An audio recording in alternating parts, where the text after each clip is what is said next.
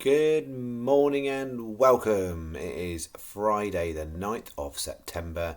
I am Flat Cap Callum and I'm hoping you are all doing very well.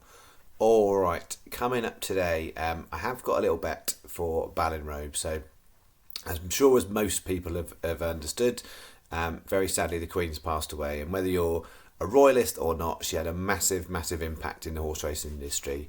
And so, as a mark of respect, there's lots of things that aren't happening today, including sporting events in the UK. Most UK betting shops are shut. There is a meeting at Ireland, in Ireland, running in Ballinrobe. And I went and had a look, and I thought, well, maybe I'll pull out a couple of horses, and I've actually found enough to make a lucky 15 that I'm happy with. So I'm just going to do it as a quarter stake today.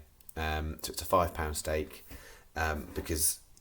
I wasn't happy enough to do it as half a day stake, basically.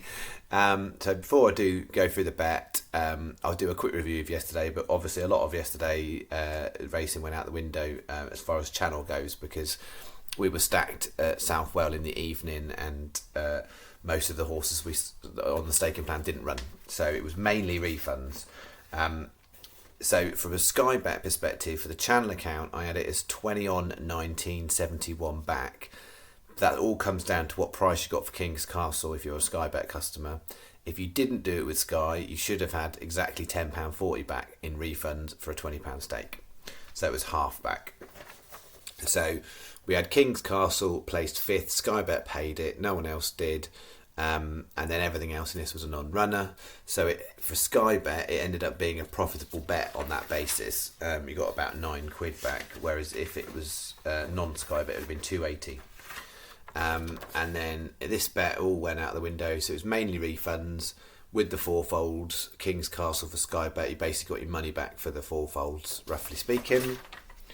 And then this one, Desert Emperor, wasn't any good, so that was a with 3 non-runners, so that was a £2.80 refund.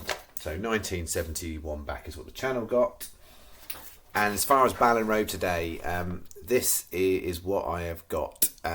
So I've picked out 4 I liked, and place terms with most that's not entirely true, with quite a few of the big bookies is the same, noting that you can only obviously place this bet pretty much online now in the UK. I think Irish betting shops are still open. So 365 and Coral are better than Sky. Same place terms across all 4 races, but you will get best price guaranteed. So 365 or Coral are preferable. Prices have been flip-flopping around between the bookies, so there's not one standout bookie. I know often 365 will be standout, not the case with these 4 selections. So have a little look around if you've got the choice, but 365 or Coral are preferable. So we've got the 5 o'clock score. I can't say. Another word I can't say. Score time. That is not how you pronounce it, but I can't say the word. I'm really keen on that horse at that price. I think it's a really good price on that horse. I would have that about 12 to 1. So I think there's a ton of value in that. So worth a go, definitely. Then the 605, I've gone for the beginner's chase, Mr. Kaplan. I think it's a lot more open, that race, than I think the betting would have you believe. And yeah, I'm going to go with Elliot's horse 18. I think it's a bit unexposed, so it could have a bit of improvement in it over jumps. So we go Mr. Kaplan 18s. Then the 635, 3 Loud Knocks 25s, a nice price in that one. And then the 705 Red Striker, we've got a smaller one in there at 13 to 2. Done it as a 15 pence each way lucky 15 with a 25p each way double on the 2 bigger prices, which are by far the 2 best value of those 4 in there. So they are the biggest prices, but they are also by far much, much better value.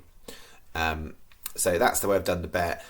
It wasn't even close to me thinking to kind of doubling this up and doing it as a 30p and a 50p double. It just felt like, given the context of how I would normally stake stuff, it was quarter stake is where I'm at. So that's bet 1, and that is the bet.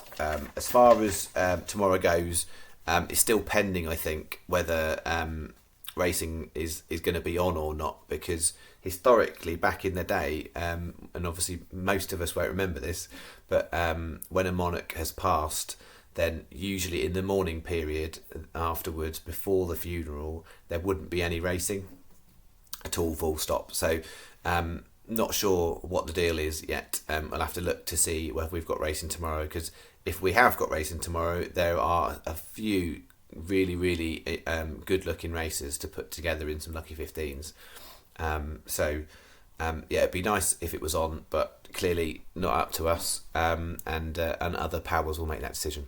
All right, that's my vid for the day, and I'll be back in the morning if there's racing. If there's no racing, well, to be fair, no, I'll be back in the morning, whatever, because even if the UK racing's off, I think the racing at the Curragh probably still will be on.